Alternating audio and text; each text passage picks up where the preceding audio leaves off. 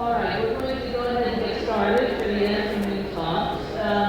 First we'll hear about my preferred fat harvesting and grafting techniques. First, we're going to have dueling discussions on this. First we'll hear from Sam Lamb, and then Tom Zekas will talk about his harvesting techniques. So Sam, thank you. Thanks, Neda. I can't help myself but to throw in some philosophy. So this is going to be more about how to see the world as well as how to approach the world. So my book, about 10 years old, on how to do it. And one thing I encourage you as you start to see this, there's so many ways to skin a cat, so many ways to do this, and there's not a wrong way, I don't believe, if you have good experience. But if you look at a lot of the facelift results that are claiming that there's a volumetric component, the one thing I would say is in the upper face, there's still this absence of volume. And a lot of this volume that's being added to the central cheek, I'm going to argue in this talk, it probably is not the best thing in the world. And so we'll talk about some myths. So the first issue is that fat is truly bioactive. In other words, if you gain weight, that fat has the same capacity as the fat in your belly, and there's a high chance of weight gain in your face that could look unnatural. So I carefully pick my patients for a very stable weight history, as well as one, if they're going to be losing weight, rather than be on the downward trajectory of weight loss, rather than, Doc, I just lost 90 pounds, I'm ready to go. That's a disaster. So you want to be careful with really understanding that fat is not bioinert like a filler, but it's bioactive. Fat is also permanent. This is a lip reduction. This is 10 years after a fat graft. The lady even told me she had a fat graft, but I opened it and I said, you've got fat in your lips. So people that argue that fat is temporary and that it's just scar tissue, it is absolutely false. It is absolutely bioactive, permanent material, and you have to treat it with that level of respect. The other thing you've heard in the panel discussion is how difficult and dangerous the lower eyelid is. I really want to tell you that it's safe and it's easy to do. I have been a faculty in St. Louis for over 10 years doing injections using cadavers and using Vaseline, and I can show you how to just feel that little release, and it's very, very straightforward and simple. If you don't know how to do it, do the exact same technique with the same cannulas, but use hyaluronic acid. It's a great way to see if your hands are doing the right thing. I didn't have that luxury when I started fat grafting many years ago. The anterior cheek is an area that we all say is amazing, but I'm going to tell you it's the area that I don't even put fat in anymore. So I want to be very, very, very careful with that. And I'm going to explain to you where I put fat today and why. And it's all been led to my understanding through doing more and more sophisticated filling in the office, that is injectable fillers. There's a lot of voodoo about how do you harvest. Well, that's part of the talk, but Tom already told me he's going to be talking a lot about it. But I'll tell you that I really believe that there's a lot of things, should I use PRP? What is the harvesting method? My colleague, Mark Glassgold, has found that quantitatively, there's very little difference between the different types of harvesting methods you have out there. Find someone that's done consistently excellent work over a long haul and follow those methods. Don't experiment too much with it. I do say today, in the last year, I've really started to look at my results 10 years out, and I'm starting to see that concept of the stem cell, which I had poo-pooed in the past. I believe there is something with the skin change that is a stem cell effect, and I'm interested in learning about this nano fat technology of just putting in little droplets for specifically the stem cell effect. I'm a single session guy. I don't do touch-ups, and the reason is, one is, if I go back to the OR, repeatedly inject this, my concern is I'm constantly creating a near miss or an overfill.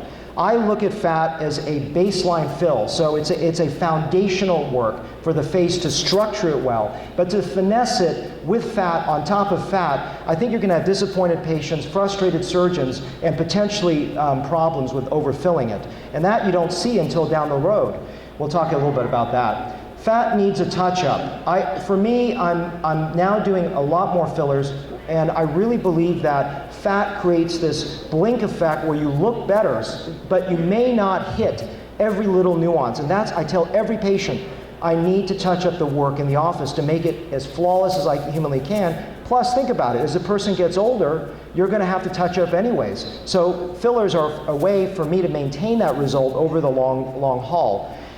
Fat is not good for surface flaws, maybe with the exception of some of this new nano micronized fat. But in general, I really don't think that fat is predictable at that level. To me, it's a mattress, it's a foundation. The duvet and the sheets are going to be more office-based modalities. And as surgeons, I encourage you to look at the fact that, to me, what the best way to get a great result is to marry surgery with non-surgery.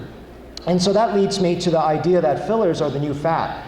This is a way that you can sculpture really beautiful faces using products that have incredible longevity. The hyaluronic acid-based products, I believe it can be semi-permanent or permanent, because the word semi-permanent is pretty vague as it is.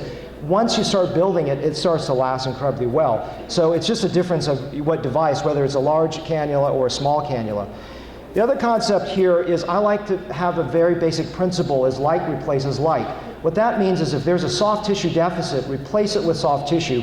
Of course you can use implants, but the level of complexity of putting all the implants and all the little drops of here and there, I think it's near impossible. Of course you can put a tear trough implant, of course you can put a malar implant, but how about the buccal implant? How about the side buccal? How about the temple? How about down below the arch of the bone? You really can't have that sophistication. If you don't do that, your implants potentially could be exposed. So in youth, we have a lot more soft tissue than hard tissue, and as we get older, we only lose a negligible component of that hard tissue. We lose more soft tissue, meaning that if you see there is this narrowing gap of distance between the soft tissue covered hard tissue. So if you put an implant in, I believe that you can have an exposed implant and just show more bone. Unless you're going to put in 14 implants to try to manage the situation, which I think is unwarranted. The aging, if you go back and add fat though, then you increase that distance to be similar to what it was in youth. And so blink is so important. I encourage you all to be artistic in your endeavors. Look at the face. You're going to see my before and afters are from a frontal view because we engage on a social professional level the frontal view. And I'm also always engaging, have I made this person more attractive? Not just have I filled this area. And I'm constantly engaging my aesthetic and cohesive synthetic right brain.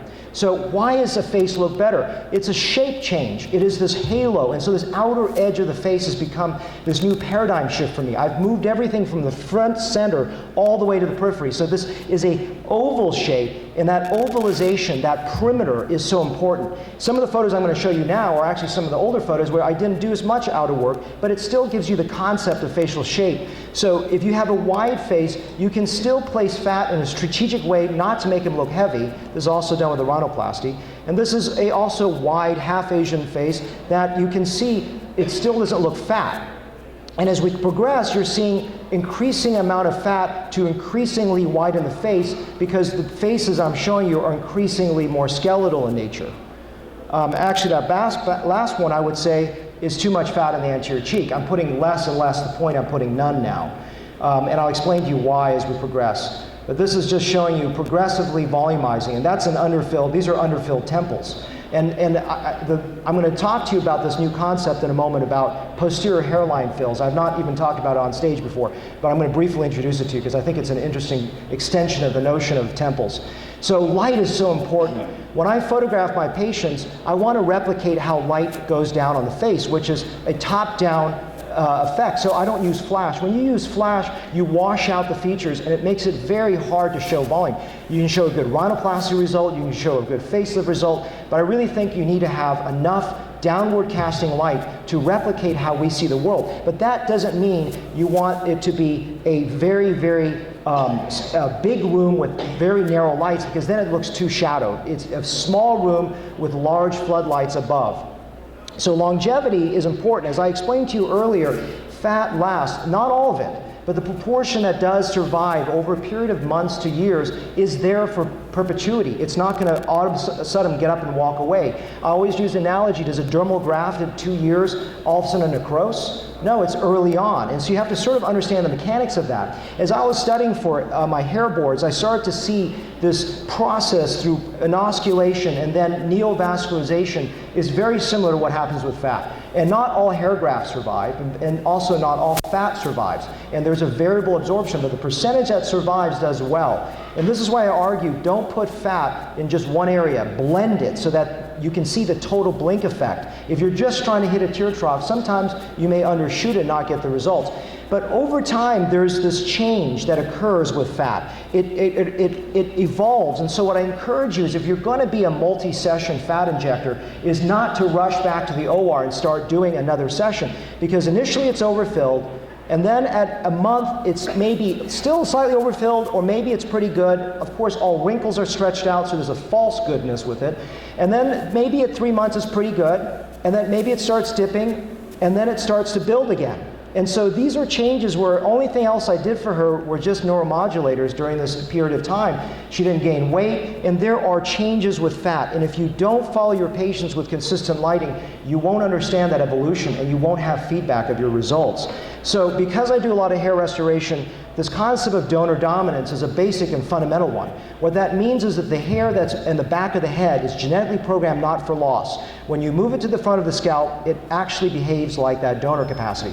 So when you move donor fat from areas of high estrogen levels and reticence toward loss, when you move it to other areas, remember, it's going to behave like belly fat. So if they gain weight in a sensitive area, you can overfill a patient. And that anterior cheek, which becomes a dynamic problem, is very risky in my opinion. The other thing is, what things can you do to improve take? Well, I will argue, don't push it too hard, because it's really easy to touch up a fat, and it's really hard to correct one that's overdone. I'm very happy with the level of take I get, even though I won't tell you every single case is flawless, because I tell my patients, you should look a lot better, but don't expect a perfect outcome in the little areas of the face. I have to achieve that with fillers. I've got to go in there and micro-finesse it today. And I'm obsessive, and that's where my biggest learning curve in the last few years since the introduction of the micro cannula has been in the office, where I begin to appreciate new shadows I never thought about, I never saw. And that sophistication is not coming in the OR, it's coming outside of the OR. So these are just, and I've now put it back in the OR. So it's sort of like the Apple Watch technology feeds the iPhone feeds the iPad, and these are cross hybrids. So when you have some technology in one hand, it can go to the other side and learn it. Now this is just all lines, it doesn't mean anything. What it means to you is do the whole face. Blend it in and balance the whole face. The harvesting is pretty straightforward. It's covered in the textbook. There's nothing really advanced with this. I know it's in the title of this talk. Tom is going to do a great job of talking about it. So I'm not going to bore you with this, except I will just say I hand harvest it, use tulip cannulas with a little Johnny lock in the backside so my hand doesn't get tired, with 10 cc syringes. And then I just centrifuge at 3,000 RPM after it's been packaged, and that's it. If you said, well, is 2 minutes better, 1 minute better, should you use other technologies? I think a lot of it is very, very similar. So I would encourage you not to be too obsessed with the harvesting elements of this, and that's just pouring out supernatant and then emptying the infranatant. And then I just load it up. I don't really always wick it today, but you can wick it if you like. And then just transfer the fat into a 25 cc syringe, and then get ready to transfer it into 1 cc Luer lock syringes. I typically today use a 1.2 cc cannula, but you can use almost anything. Always have a photo of the patient. People ask me, how much fat do you put in? Well, I'm going to explain that in a moment. But also, I usually pre-visualize how much fat is going to go in, so 90% of the work is in my head before I walk through the door, and the rest is some finesse work. These are just different cannulas. So people ask me what plane, I'm going to briefly talk about it, but it's really more of a feeling, and I'm going to, except for the lower eyelids, which I'll talk about in a moment here. So, lower eyelid is filled, and the key is going perpendicular, feeling that release of that arcus marginalis, and just placing small aliquots with your hand protecting the globe. If you do that, don't exceed about 1.5 cc's for half of each rim. Unless someone's very young, you could put a lot less. You should be very safe. I don't think you're going to get balls and lumps that you're seeing out there. It's a very predictable, safe outcome. Here's a short video. It's coming up right here. Heath, can you go ahead and hit that play button?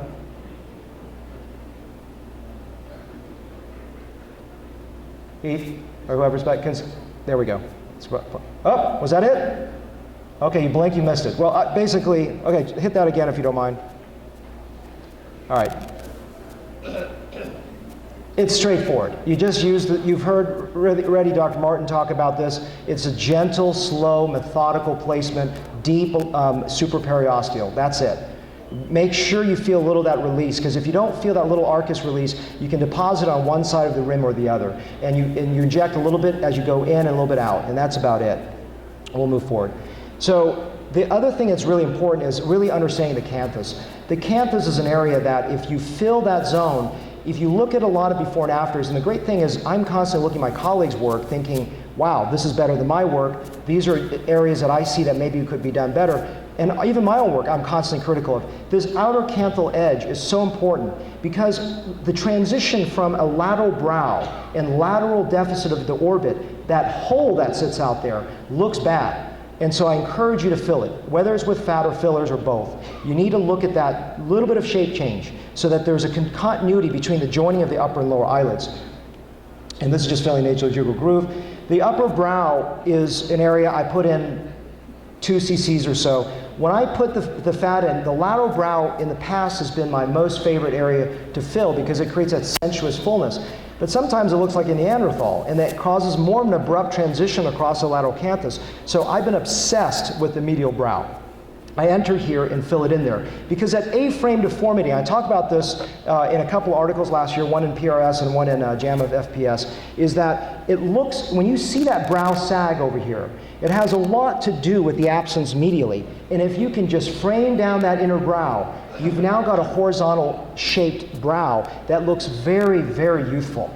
You don't want to overfill it, but about a 1 and 1.5 cc's in that inner brow looks awesome. Anterior cheek, I don't even put anything there anymore. I used to put a 0.5 cc and I feel my work is overdone. So the reason is that there's 2 reasons for this. One is that fat stays there too well. It just clings onto the anterior cheek. And you combine that with the fact that there's this disintegration of fat elsewhere, there's a disproportion that may have looked balanced, and over time can actually, that balance could erode. In addition to that, remember it's a dynamic problem. When people smile, the cheek looks too much. So today what I'm looking at is the lateral concavity joined to the lateral concavity below the arch of the zygomatic arch. If I can create a very nice oval shape there, it looks fantastic. And so filling the lateral cheek, and it's not just where that is the end, it goes all the way out to the outer face. It covers the zygomatic arch. So what I encourage you is when you look at volume, can you see the bone? If you see the bone edge, you haven't done enough. So I want to have that smooth articulation where you cannot see the edge of bone from a 3/4 view or a frontal view. And then the buccal area. I think I may have skipped the temple, but I want to just introduce this concept, and I haven't actually lectured on it before. When you fill a temple, I think we're all obsessed with filling this area, where the conjoint tendon starts down to the zygomatic arch. But look behind the hairline. Look behind the hairline. When you start to fill there, you start to see where I've gone back so many times filling that temple and not getting it. And I was wondering, what am I missing? What I'm missing is the area retrograde to the temple, posterior to the temple. That filling of that behind the hairline finishes the work. And the shape change is amazing. And you can do that with fat, or you can do that with fillers. So just filling along the buccal area is important. And this is just the 3 subcomponents of the buccal area. Filling the prejowl, everyone knows about this. The only caveat I would say is really look at it as a 3-dimensional structure where there's a little bit of a hang below it. So I fill along the anterior aspect of that prejowl and then below it. And this you really almost can't overfill it because it absorbs somewhat, you know. And if you overfill it, the patient still looks pretty good. So I put in 3 or 4 cc's per side into this area. Anterior chin, again, is very forgiving, except there's a very thin mucosal border, so go slowly during the injection. If there's a little bit of bulginess inside the mouth, I found that just absorbs itself and settles over a period of 3 or 4 weeks, so don't be too frightened if that occurs. And then the lateral mandible. This is so important to finish that shape. The one thing I always encourage you is, because as surgeons, we're sitting to the lateral aspect of the patient and going forward. Look at the patient from the frontal view, because that bulge may look great from a side view, but it looks horrible from a frontal view. So constantly as you're filling on the table, go back and look at your frontal view. Are you overfilling? So make sure that you don't overdo that. And I just usually approach it from 3 different angles. How much should I put in there? Between 2 to 5 cc's. And that's a very vague number, but it's all just getting used to the numbers and looking very carefully at this. I just go perpendicular, Bill Little and DC says always go perpendicular to deficits. I put in 3 or 4 cc's, and I really believe today putting a little bit along the nasolabial groove in the canine and under the eyes, actually both sides augment up the anterior cheek enough that I don't actually need to touch the anterior cheek. So Again, I rarely touch it. This is just right post-operatively. I encourage you to come to St. Louis. There's some brochures out there. I don't make money on this, but I'm really proud of this course. It's been running 8 years, and it's tons of hands-on in early September. And please come to Nashville. As I said, this is a fantastic program for if you're a plastic surgeon, facial plastic, oculoplastic. It's tons of surgery, 3 days of rhino, 3 days of aging face, tons of recon, all in separate rooms. So with 9 seconds left, I encourage you to be artists and to think in a way that you can educate yourself. Thank you. Have a good day.